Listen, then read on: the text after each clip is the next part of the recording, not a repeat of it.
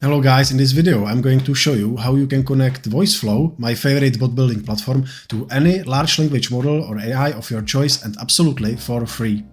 Beneath this video in the description you will have the link to download the template I show in this example as well. So we will be using a service called OpenRouter.ai for this, which is practically a unified interface for LLMs, where you can search and use any LLM, be that very new latest LLM of any provider. Basically all providers and all sorts of models are here and you can access them via singular interface and API. So how do you start using this service? As with any other service, you get your API key first, you generate it, and also you should charge in at least $1 worth of credits. Then you can explore the models. And as you can see, there is tons of models. You can search them through input modalities, context lengths, prompt pricing. But why you are here, I guess in the first place, is how do you use this service for free models, right? So if you type in free models, it filters you all of the free models from all of the providers, as you can see. So basically now I will show you how you can use any arbitrary model and how you can plug it into Voiceflow and start using it immediately for free. Let's head into the Voiceflow, and as I said in the beginning, you will have this entire template beneath the video in the description for download. So first, we have some very simple welcome message. We are capturing user replies into last utterance, and we are directly connecting via API into OpenRouter with the API step in Voiceflow. So how do you set this up? First, you need to have JavaScript code block in order to set the prompt variables and input those into the prompt API call. Right, so we have system prompt, very basic system prompt, you are a helpful AI assistant, and very basic user prompt. We are inputting user question, which is the captured last utterance, and we are also using conversation history.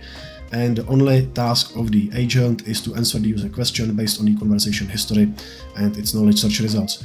When you are connecting directly onto any AI provider, LLM provider via API, you need to properly sanitize the API request, and that goes with this function. As you can see, function escape special characters. So I'm using this function basically to escape all of the empty lines, double quotes, single quotes, and any kind of special characters in order to seamlessly connect via API directly onto OpenRouter.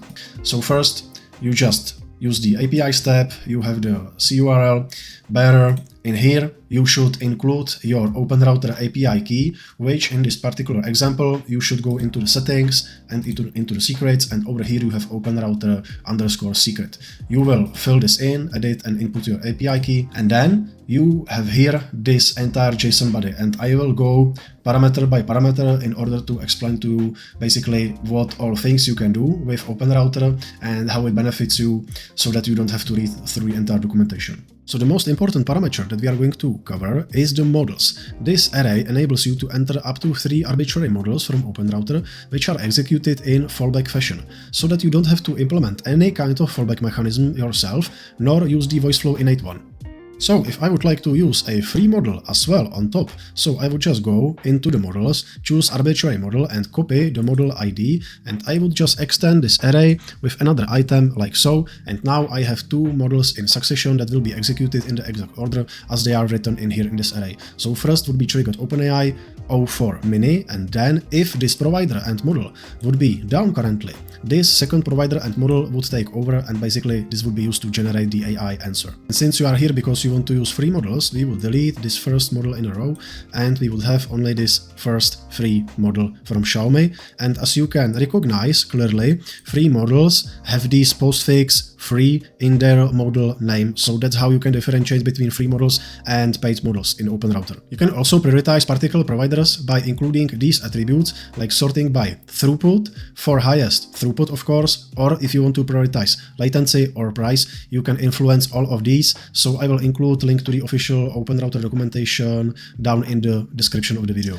Then you have also the messages parameter, which we AI developers are quite used to because it's the standard OpenAI schema for any kind of AI LLM request. So this is quite standard. You have the system role, and its content is the system prompt variable that we have set in here in this OpenRouter API settings step in the JSON code block step. And then you have role user, which is the user message and the entire user prompt. You are also able to search live through the web via this plugins parameter and setting its max results up to arbitrary number. Via allow fallbacks parameter, we can also actually explicitly enable or disable the previously mentioned fallback mechanism that's baked under the hood into OpenRouter. An interesting and important parameter is the data collection.